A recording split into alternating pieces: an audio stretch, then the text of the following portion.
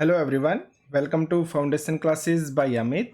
अगर आप किसी भी टीचिंग एग्जाम की तैयारी कर रहे हैं तो ये क्लासेस आपके लिए मोस्ट इम्पोर्टेंट है। इसलिए अगर आपने चैनल को सब्सक्राइब नहीं किया है तो चैनल को सब्सक्राइब कर लें, बेल आइकन पर प्रेस कर ऑल नोटिफिकेशन को आप ऑन कर दें। अगर आपको किसी तरह का कोई डाउट है, कोई इश्यू है, कुछ पूछना चाहते हैं तो आप इस कॉन्टैक्ट नंबर पे व्हाट्सएप मैसेज कर सकते हैं। साथ में जो टेलीग्राम ग्रुप है उसको आप ज्वाइन कर लीजिए। टेलीग्राम ग्रुप का जो लिंक है वो आपको इसी वीडियो के डिस्क्रिप्शन में मिल जाएगा। हमारी application foundation classes by Amit वो भी आप इंस्टॉल कीजिए। इसका जो लिंक है वो भी आपको इसी वीडियो के डिस्क्रिप्शन में मिल जाएगा। अगर आप किसी भी रीजन से यहाँ से इंस्टॉल नहीं कर पाते हैं तो आप इस कॉन्टैक्ट नंबर पे व्हाट्सएप मैसेज कर दीजिए। मैं पर्सनली जो लिंक है आपके साथ शेयर कर दूंगा। तो चलिए फिर स्टार्ट करते हैं। देखिए, जैसा कि आपको पता है, चंडीगढ़ जेबीटी पीआरटी के लिए हमारा ऑनलाइन जो कोर्स है वो चल रहा है। आज शाम 7 बजे तक इसकी जो वैल्यू है, शाम 7 बजे तक इसकी जो वैल्यू है वो 499 रुपये है। शाम 7 बजे के बाद जो वैल्यू है, आपकी प्राइस है, वो 1300 रुपये हो जाएंगे। तो अगर आप लेना चाहते हैं तो ले सकते हैं। तो चलिए फिर आगे बढ़ते हैं। देखिए, जैसा कि मैंने आपको बताया था कि अब से जो यूट्यूब है ना, उस पर हमारी थ्योरी क्लासेस नहीं आएंगी। थ्योरी क्लासेस सिर्फ और सिर्फ ऐप के अंदर मिलेंगे आपको। लेकिन जो हमारे एमसीक्यू क्वेश्चंस है ना, उनकी प्रैक्टिस मैं यूट्यूब पे करवाऊंगा। तो जिन स्टूडेंट्स ने कोर्स परचेज कर रखा है वो भी इन क्वेश्चंस को करेंगे और कमेंट सेक्शन में कमेंट करके 100% बताना है कि उनके कितने क्वेश्चन सही हुए हैं। ठीक है, तो हर किसी को ये क्लास देखनी है और आप कमेंट सेक्शन में बताइए कि आपके कितने क्वेश्चन सही हुए। तो चलिए फिर स्टार्ट करते हैं।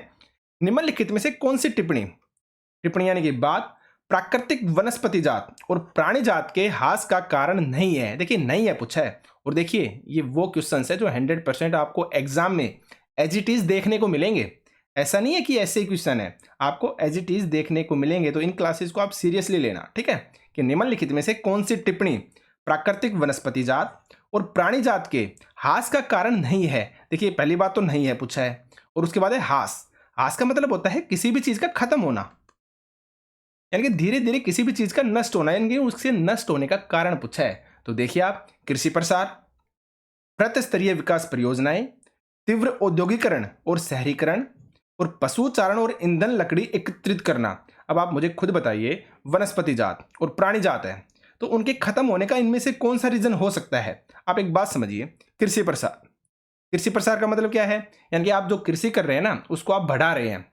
तो कृषि को अगर बढ़ा रहे हैं तो आपको ज्यादा एरिया चाहिए कृषि करने के लिए। अब ज्यादा एरिया कहां से आएगा? आप क्या करेंगे? आपके आसपास कोई जंगल है, आप उस जंगल को काट देंगे ना, तभी तो आप अपनी कृषि है उसको बढ़ा पाएंगे, क्योंकि कृषि करने के लिए आप जगह चाहिए ना। कृषि का प्रसार कर रहे हैं तो आप क्या करेंगे? उस जंगल को काटेंगे धीरे धीरे।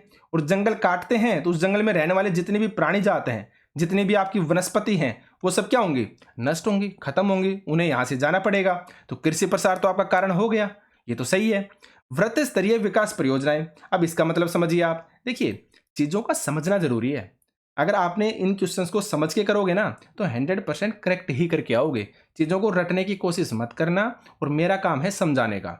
मैं एक सिंगल से सिंगल लाइन को भी समझाता हूँ ताकि आप अप्लाइड क्वेश्चंस को समझें और उसी के अकॉर्डिंग आप एग्जाम में आंसर दें। तभी आप आंसर को सही कर पाएंगे। अगर आपने रटा ना तो आप नहीं कर पाएंगे। अब मैं बताऊंगा आप रटते तो किस आंसर को चूज करते। आप बने रहिए वीडियो में। तो देखिए, वृत्त स्तरीय विकास परियोजनाएं, भाई इसका मतलब क्या है? भाई आपने बांध बनाना है। आपको बांध बनाने के लिए आपने ये जगह देखी। अब आपने क्या किया कि जब बांध बनाया, यहाँ पे ये बांध बना दिया आपने, तो इसकी साइड में क्या होगा? यहाँ पे पानी इकट्ठा होगा। अगर आपने बांध बनाया है तो जब पानी इकट्ठा हो रहा है तो यहाँ पे जो वनस्पति है और यहाँ पे जो जीव जंतु है उनका क्या होगा? वो तो नष्ट ही हो जाएंगे ना। या तो कंप्लीटली पानी में डूब जाएंगे, मर जाएंगे, या फिर उन्हें यहाँ से छोड़ के जाना पड़ेगा। तो जीव जंतु है वो तो चले जाएंगे, लेकिन वनस्पति का क्या होगा? उसको तो आप काटेंगे ना।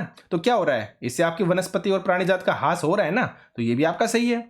तीव्र औद्योगिकरण और शहरीकरण, अब इससे भी क्या होता है? भाई आप विकास करते हैं, आप रोड बना रहे हैं, आप सड़कें बना रहे हैं, तो क्या करेंगे? आसपास के जो पेड़ पौधे होते हैं उनको आप काटते हैं ना। आपने देखा भी होगा, जब सड़क बनाई जाती है तो आसपास में जितना भी एरिया होता है उसको आप काट रहे हैं, आप शहरीकरण कर रहे हैं, आप तीव्र औद्योगिकरण कर रहे हैं। तो इससे भी क्या होगा? आपकी वनस्पति जात और जो प्राणी जात है उसका हास होगा। तो ये भी आपका सही है। अब इस पे आइए आप, पशु चारण और ईंधन लकड़ी एकत्रित करना। भाई पशु चारण, आप पशुओं को चरा रहे हैं, उससे तो कोई नुकसान नहीं है। तो सीधी और सिंपल सी बात है, अगर घास आपकी बड़ी हो गई है तो अगर आप उसको छोटा कर देंगे, आप छोटा करते भी तो है ना, तो वो तो सही है, उससे तो कोई फर्क नहीं पड़ेगा। अब ये देखिए, अब जो मैक्सिमम लोग हैं ना वो क्या सोचेंगे, ईंधन लकड़ी एकत्रित करना। अब ईंधन लकड़ी एकत्रित करने का मतलब ये है, उनके माइंड में ये है कि आप वनों को काट रहे हैं, क्योंकि वनों को काट कर ही आप ईंधन लकड़ी को प्राप्त करते हैं, आपके माइंड में ये आएगा। लेकिन ये गलत है। रीजन क्या है, आपके घर में कोई पेड़ है,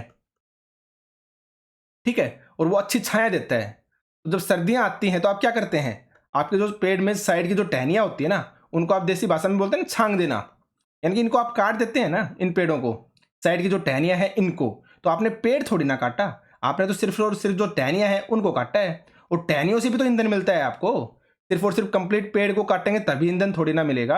साइड में जो टहनियां हैं वो भी क्या हैं, आपके ईंधन ही तो हैं जो जलाने के काम आते हैं। तो इसलिए क्या हो गया, ये हो जाएगा करेक्ट आंसर। क्यों, क्योंकि ईंधन लकड़ी को प्राप्त करने के लिए आपको वनों को नहीं काटना पड़ता, आप जो उनकी टहनियां होती है ना उनसे भी ईंधन प्राप्त कर लेते हैं। पशुचारण है उससे भी कोई नुकसान नहीं होता है। तो इसलिए जो करेक्ट आंसर क्या हो जाएगा, आंसर नंबर डी, कि ये कारण नहीं है। ठीक है, क्योंकि हमसे नहीं है पूछा था। आगे बढ़ते हैं। अब देखिए, भारत में जैव विविधता यानी कि आपकी डाइवर्सिटी, बायोडाइवर्सिटी को कम करने के लिए कौन कौन से कारक हैं। तो वन्य जीव के आवास का विनाश, भाई सीधी सिंपल सी बात है, विनाश होता है जीव के आवास का। जंगली जानवरों को मारना और आखेटन। अब आखेटन का मतलब क्या होता है, उनका शिकार करना। ये मैं स्टार्टिंग में आखेटन के बारे में जो हमारी फर्स्ट और सेकंड क्लास थी ना हिस्ट्री की, उसमें भी बता चुका हूं। तो आखेटन का मतलब होता है किसी भी चीज का शिकार करना। पर्यावरणीय प्रदूषण व विषाक्तीकरण, ये भी सही है। दावानल, दावानल वो होती है जंगल में लगने वाली आग को बोला जाता है दावानल। जैसे बोलते हैं जंगल की आग जो रुकने का नाम ही नहीं लेती, आसानी से रुकेगी ही नहीं, उसको बोलते हैं दावानल। संसाधनों का असमान बंटवारा व उनका असमान उपभोग और पर्यावरण के रख रखाव की जिम्मेवारी में असमानता शामिल है। भाई सीधा और सिंपल सा है, जितनी आपको जरूरत है आप उससे ज्यादा किसी चीज का यूज कर रहे हैं, तो ज्यादा यूज करेंगे तो कहते हैं ना अधिकता हर चीज की बुरी होती है। तो इसलिए ये भी आपका क्या हो जाएगा, कारण हो जाएगा। ये भी एक कारक है आपका, कारक का मतलब होता है कारण। ठीक है, आगे बढ़ते हैं। काला हिरण निम्नलिखित में से किस श्रेणी में आता है। देखिए आप, दुर्लभ श्रेणी। अब दुर्लभ का मतलब क्या होता है, यानी कि बहुत ही कम दिखे आपको, वो है ही नहीं, वो लुप्त होने वाला है धीरे धीरे। स्थानिक, स्थानिक का मतलब होता है वो जाति जो किसी विशेष स्थान से संबंधित हो, किसी विशेष स्थान से संबंधित होती है ना, उसको बोलते हैं स्थानिक। उसके बाद आता है आपका लुप्त। लुप्त यानी जो खत्म हो चुके हैं, जिनको आप ढूंढ रहे हैं और ढूंढने पर भी आपको नहीं मिल रही, तो ये भी ठीक है। संकटग्रस्त, संकटग्रस्त का मतलब है जो लुप्त होने की कगार पे हैं, अभी लुप्त नहीं हुए हैं, लुप्त होने की कगार पे हैं। तो इसलिए जो आपका काला हिरण है ना वो आएगा आपका संकटग्रस्त, यानी कि आंसर नंबर क्या हो जाएगा आपका, आंसर नंबर डी। आगे बढ़ते हैं, एक्सप्लेनेशन को देखिए आप। काला हिरण कैसे है, आपका संकटग्रस्त है। एशियाई हाथी, एशियाई हाथी आता है पर सुबेद के अंदर, सुबेद का मतलब भी क्या होता है आपका कम होना। ठीक है, अंडमानी जंगली सुअर, ये आपका स्थानिक आएगा, यानी कि कहने का मतलब क्या हो गया, उस तरह का जंगली सुअर जो सिर्फ और सिर्फ आपको कहां पे मिलेगा, अंडमान के अंदर ही मिलेगा। हिमालयन भूरा भालू, ये क्या है आपका दुर्लभ है, यानी कि बहुत ही कम देखने को मिलेगा आपको, धीरे धीरे खत्म हो रहा है। और गुलाबी सिर वाली बतख, ये आपकी लुप्त हो चुकी हैं। तो इससे रिलेटेड जितने भी आपके जीव जंतु पूछे गए हैं ना, हमने थ्योरी क्लासेस में हर किसी को कवर कर रखा है, तो आप वहां पे जाके थ्योरी क्लासेस को देख सकते हैं ऐप के अंदर। आगे बढ़ते हैं। पेरियार बाघ रिजर्व निम्नलिखित में से किस राज्य में स्थित है। अब अगर आपको याद हो, मैंने पेरियार नदी के बारे में जिक्र किया था कि पेरियार नदी, तो आपको पता होना चाहिए पेरियार नदी कहां पे है, आपके केरल के अंदर है। तो सीधा और सिंपल सा है, अगर पेरियार नदी केरल में है तो जो पेरियार बाघ रिजर्व है वो भी कहां पे होगा, आपका केरल के अंदर। तो मध्य प्रदेश नहीं होगा, आपका केरल होगा करेक्ट आंसर, ना ही राजस्थान होगा और ना ही आपका तमिलनाडु होगा। तो करेक्ट आंसर होगा आंसर नंबर बी। आगे बढ़ते हैं। अब देखिए, रणथंभौर बाघ रिजर्व कहां पे है, आपका राजस्थान के अंदर। बांदीपुर और बांधवगढ़, इनमें कंफ्यूज मत होना आप। तो अगर बांदीपुर बाघ परियोजना पूछी जाती है ना तो आप कर्नाटक में जाएंगे, लेकिन अगर आपसे बांधवगढ़ पूछा जाता है नेशनल पार्क तो आप मध्य प्रदेश के अंदर जाएंगे। काजीरंगा नेशनल पार्क आप असम के अंदर जाएंगे। इसे गंडे वाला राज्य भी बोलते हैं या गंडे वाला नेशनल पार्क भी बोलते हैं, क्योंकि आपको पता है यहाँ पे क्या पाया जाता है, एक सिंग वाला गेंडा पाया जाता है, तो उसकी वजह से इसको क्या बोलते हैं, गंडे वाला राज्य, असम को याद रखिएगा। कार्बेट नेशनल पार्क कहां पे है, आपका उत्तराखंड के अंदर, जिसको हम बोलते हैं जिम कार्बेट, जो आपका सबसे पहले बना था कब, 1936 के अंदर। तो ये चीजें भी आप याद रख सकते हैं। ठीक है, आगे बढ़ते हैं। भारत में संयुक्त वन प्रबंधन कार्यक्रम की शुरुआत कब हुई थी। अब देखिए, सबसे पहले तो आपको यह पता होना चाहिए कि संयुक्त वन प्रबंधन कार्यक्रम है क्या। संयुक्त, संयुक्त का मतलब क्या होता है, आप समझ गए होंगे, शामिल होना। तो इसके अंदर क्या होता है ना, आपके जो जैसे आपको वन की देखभाल करने वाले हैं, ठीक है, यानी कि वन देखभाल करने वाले जो लोग होते हैं, जो आपके गार्ड वगैरह होते हैं, जो भी आपके अधिकारी हैं, उनके साथ जब गांव के लोग या समुदाय के लोग मिलकर जब काम करते हैं ना जंगलों को बचाने के लिए, तो उसको बोला गया है संयुक्त वन प्रबंधन कार्यक्रम। ठीक है, आप याद रखिएगा, संयुक्त वन प्रबंधन कार्यक्रम का मतलब क्या है कि आप वनों का प्रबंध कर रहे हैं, प्रबंधन कर रहे हैं, उनकी देखभाल कर रहे हैं। कौन कौन? एक तो आपके वन को देखभाल करने वाले जो सरकारी लोग हैं वो, प्लस में आपके समुदाय के लोग, यानी कि स्थानीय समुदाय। भाई आप किसी गांव के अंदर गए और उस गांव के आसपास अच्छा जंगल है, तो क्या करेंगे, जो वनों की देखभाल करने वाले वन अधिकारी हैं वो, और प्लस में कुछ गांव के लोग शामिल हो जाएंगे साथ में जिन्हें जंगलों के बारे में अच्छा ज्ञान है। ठीक है, तो वो दोनों जब मिलकर क्या करते हैं, देखभाल करते हैं ना वनों की, तो उसको बोला जाता है संयुक्त वन प्रबंधन कार्यक्रम। तो इसकी शुरुआत कब हुई थी? 1972 में। गलत है भाई, 1988 में। ये होगा आपका करेक्ट आंसर। ना ही आपका 1971 होगा और ना ही आपका 1973 होगा। करेक्ट आंसर होगा 1988। आगे बढ़ते हैं। अब देखिए आप एक्सप्लेनेशन को कि भारत में संयुक्त वन प्रबंधन कार्यक्रम संरक्षित वनों के प्रबंधन और पुनर्निर्माण में स्थानीय समुदायों की भूमिका के महत्व को उजागर करते हैं। आप समझ गए होंगे। औपचारिक रूप से इन कार्यक्रमों की शुरुआत कब हुई थी? 1988 में हुई थी। और पहला राज्य जिसने शुरू किया था इस प्रस्ताव को वो था आपका उड़ीसा। आपको यह भी याद रखना है। ठीक है, आगे बढ़ते हैं। पर्यावरण संरक्षण से संबंधित है तो देखिए आप, चिपको आंदोलन आपको अच्छे से पता है, सुंदरलाल बहुगुणा, ठीक है, आपको अच्छे से पता है, उत्तराखंड के अंदर। ठीक है, उसके बाद बीज बचाओ आंदोलन, इसका संबंध भी पर्यावरण संरक्षण से है। उसके बाद नवदानयन, ये भी आपका क्या है, पर्यावरण संरक्षण से संबंधित है। तो यहां पे जो आपका करेक्ट आंसर हो जाएगा आंसर नंबर डी। आगे बढ़ते हैं, एक्सप्लेनेशन को देखिए आप।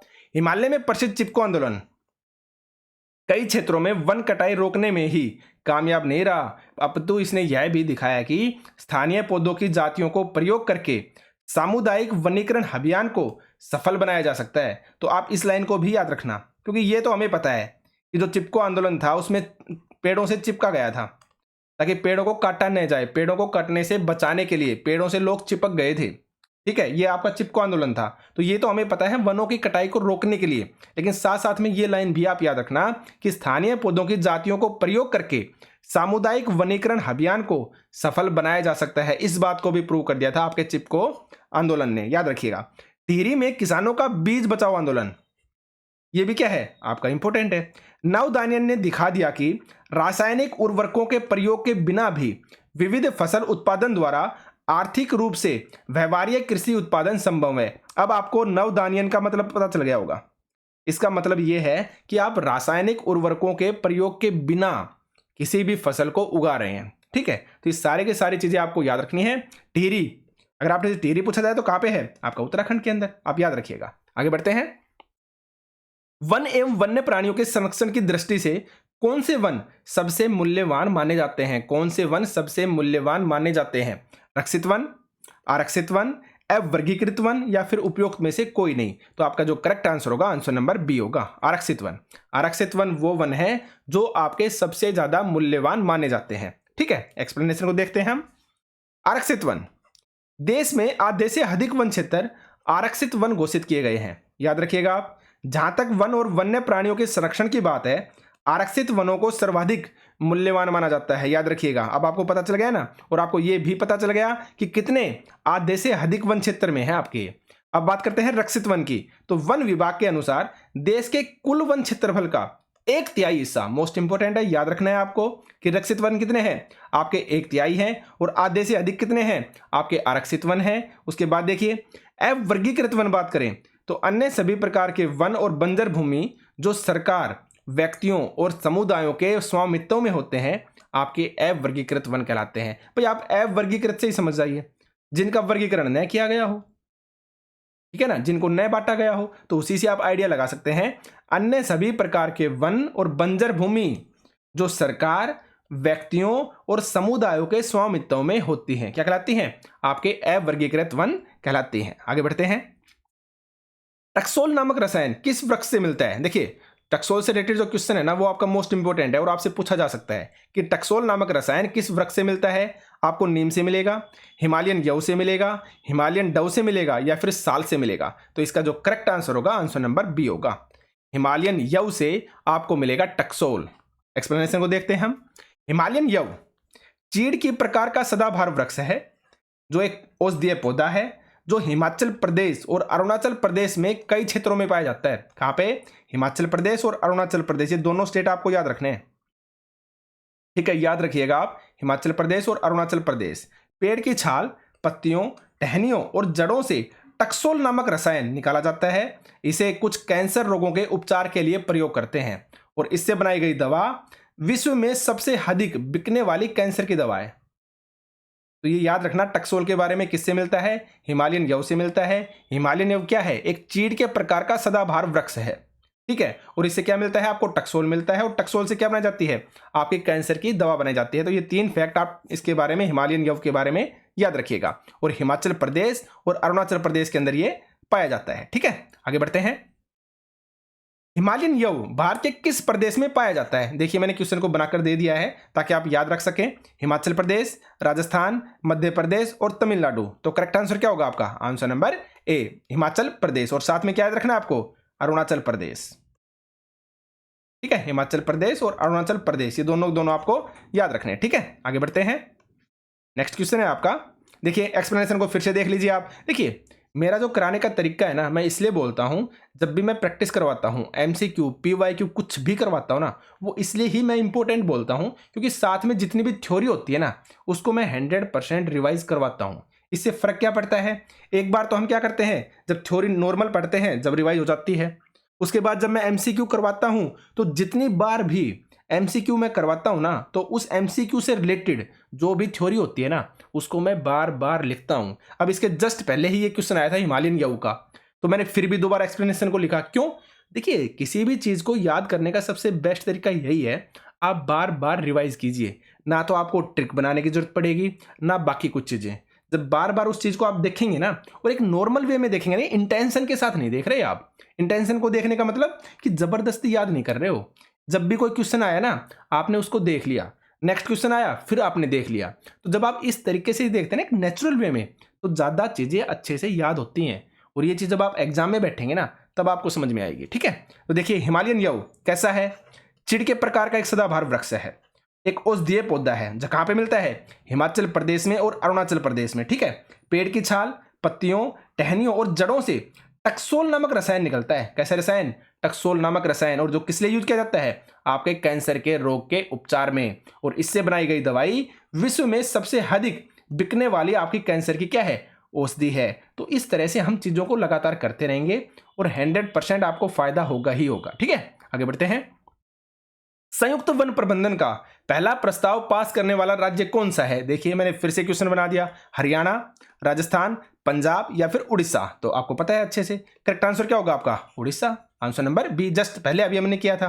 फिर से इसकी एक्सप्लेनेशन को देखिए आप, कि भारत में संयुक्त वन प्रबंधन कार्यक्रम संरक्षित वनों के, अब देखिए ये भी याद रखना आप, जो संरक्षित वन है ना, उनके प्रबंध और पुनर्निर्माण में स्थानीय समुदायों की भूमिका के महत्व को उजागर करते हैं।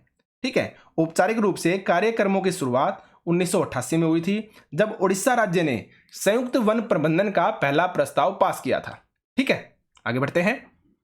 छोटा नागपुर के मुंडा व संथाल आदिवासी किन वृक्षों की पूजा करते हैं? याद रखिएगा, छोटा नागपुर के मुंडा व संथाल आदिवासी किन वृक्षों की पूजा करते हैं? हिमालयन यव की, कदम्ब की, महुआ की, या फिर बी एंड सी, यानी कि कदम और महुआ। तो आपको अच्छे से पता है इसका जो करेक्ट आंसर क्या होगा? Answer number D. ये सारी चीजें मैं थ्योरी क्लासेस में बहुत ही डिटेल से बता चुका हूं। ठीक है, अब आपको याद क्या रखना है कि कदम और महुआ जो है ना, वो छोटा नागपुर के मुंडा व जो संथाल आदिवासी है, ये लोग इन वृक्षों की पूजा करते हैं। हिमालयन यव आपको याद रखना है क्या है? एक औषधीय पौधा है, इससे कैंसर की दवा बनती है। ठीक है, आपको ये सारी की सारी चीजें याद रखनी है। कहां पे मिलता है? आपका हिमाचल प्रदेश और अरुणाचल प्रदेश के अंदर। तो आपको ये सारी की सारी चीजें याद रखनी है। ठीक है, आगे बढ़ते हैं। एक्सप्लेनेशन को देखिए आप, कि छोटा नागपुर क्षेत्र के मुंडा व संथाल जनजातियां महुआ व कदम्ब के पेड़ों की पूजा करते हैं। उड़ीसा और बिहार की जनजातियां, ये मोस्ट इंपोर्टेंट है, ये भी याद रखना है आपको। उड़ीसा और बिहार की जो जनजातियां हैं, वो शादी के दौरान इमली और आम के पेड़ की पूजा करते हैं। तो आपको याद रखना है, उड़ीसा और बिहार की जनजातियां शादी के दौरान, जब किसी की शादी होती है ना, उस दौरान किसकी? आपकी इमली की और जो आम के पेड़ हैं उनकी पूजा करती है आपकी उड़ीसा और बिहार की जनजातियां। लेकिन छोटा नागपुर क्षेत्र के मुंडा और संथाल जनजाति आपके महुआ और कदम इन दोनों पेड़ों की क्या करती है, पूजा करती है। ठीक है, तो आपको ये सारी की सारी चीजें याद रखनी है। ये हमारे आज के सेशन के क्वेश्चंस थे। बार बार चीजों को रिवाइज कीजिए, 100% आपके काम आएंगे। और जो स्टूडेंट जिन्होंने कोर्स को परचेज किया है, प्लीज आप लोग भी इन क्लासेस को बिल्कुल भी स्किप मत कीजिएगा। आपका बहुत ही बेस्ट रिवीजन होगा। ऐप के अंदर आपको रिवीजन मैं कराऊंगा चैप्टर वाइज, जो आपको मैं मॉक टेस्ट दूंगा एनसीईआरटी बेस्ड, वो आपको वहां पे अटेम्प्ट करने हैं। बाकी यहाँ पे जो क्लासेस होती है ना, उनको आप देखिए, और देखने के बाद कमेंट सेक्शन में कमेंट करके बताओगे आप कि आपके कितने क्वेश्चन सही हुए हैं। ठीक है, और ऑनेस्टली बताओगे, बिल्कुल भी झूठ नहीं बोलना है, ना शर्माना है कि सर कम नंबर हैं ज़्यादा हैं। आप ऑनेस्टली बताओगे, और अगर आप ऑनेस्टली काम करोगे ना, तो रिजल्ट भी आपका ऑनेस्टली ही मिलेगा, देखना आप एग्जाम के अंदर। ठीक है, तो आज के सेशन में सिर्फ इतना ही था। आज के लिए थैंक यू।